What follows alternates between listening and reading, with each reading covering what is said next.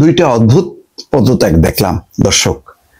মানে আমার সাংবাদিকতা জীবনে যেটা দেখি, যে কেউ যদি পদত্যাগ করেন, কোনো মন্ত্রী, প্রতিমন্ত্রী, উপমন্ত্রী পদত্যাগ করার পর যখন নাকি প্রধানমন্ত্রী অ্যাকসেপ্ট করে, সাথে সাথে সেটা কার্যকর হয়ে যায়, এটা আর মানে বাকি থাকে না। কিন্তু এক অদ্ভুত পদত্যাগ হইল, যেখানে বলা হচ্ছে যে প্রধান উপদেষ্টা তাদের পদত্যাগপত্র গ্রহণ করেছেন, যা তফসিল ঘোষণার সঙ্গে সঙ্গে কার্যকর হবে বলে জানিয়েছেন প্রেস সচিব শফিকুল আলম।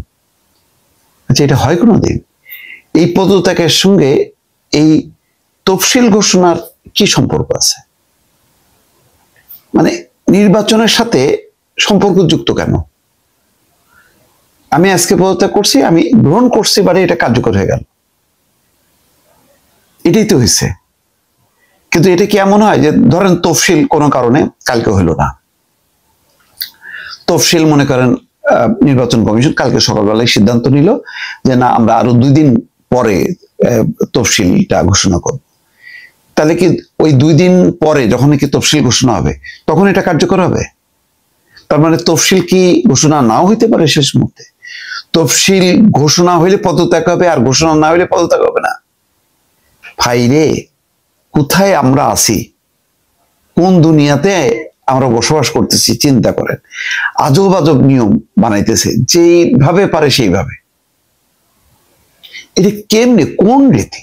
আপনারা বলেন, যারা মানে ধরেন অভিজ্ঞ মানুষ, রাজনীতির সাথে, সাংবাদিকতার সাথে, আইন কানুনের সাথে, এটা হয় কোনোদিন?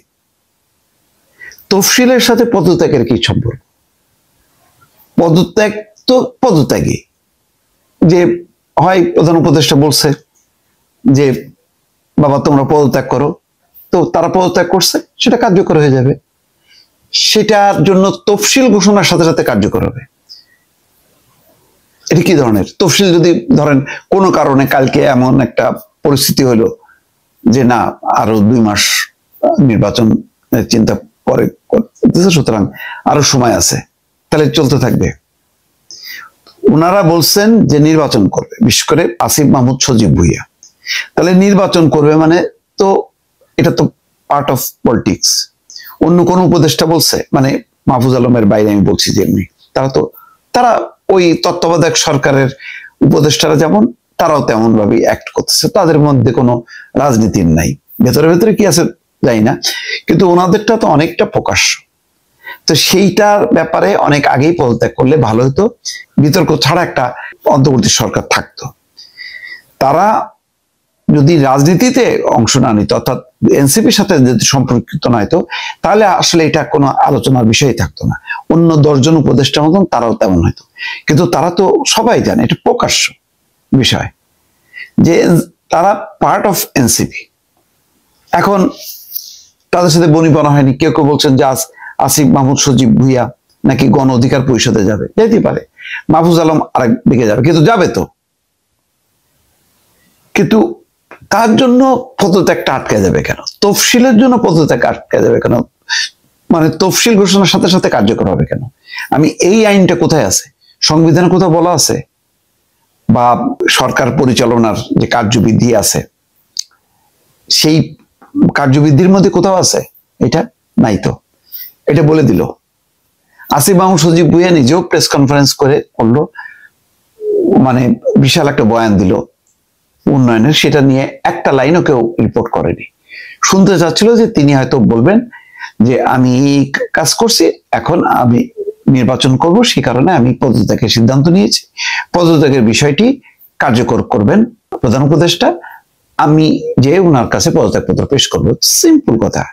এটাকে এত জটিলতা, এত কারুকার্য করা যে পদত্যাগের বিষয়টি সিদ্ধান্ত নেবেন সরকার, আমি এই মুহূর্তে কিছু বলতে পারছি না বা জানাতে পারছি না। এদিকে শুনলাম কূটনৈতিক পাসপোর্ট জমা দিছে, আবার নাকি আয় ব্যয়ের হিসাবও জমা দিছে। মানে এত নাটক। এবং তারপরে যে প্রেস সচিব বললেন যেভাবে যে তিনি গ্রহণ করেছেন এবং তফসিল ঘোষণার সাথে সাথে ইয়েস, তার মানে শেষ মুহূর্ত পর্যন্ত, শেষ নিঃশ্বাস ত্যাগ করার আগ পর্যন্ত আমি দায়িত্বে থাকবো। এটা হইল? তাদের গণঅভ্যুত্থানের দুজন নেতা, তো তাদের প্রতি এমনিতেই একটা সবারই সিম্প্যাথি আছে, তাদের অবদান কেউ তো অস্বীকার করবে না। কিন্তু এই সব কার্যক্রমের মধ্য দিয়ে বিতর্ক তৈরি হয়, প্রশ্ন ওঠে। এই জন্যই এই কন্টেন্টটাও আনলাম, এই কারণে এগুলি খারাপ উদাহরণ তৈরি হচ্ছে। শুধু এইটুকু বলবো দর্শক।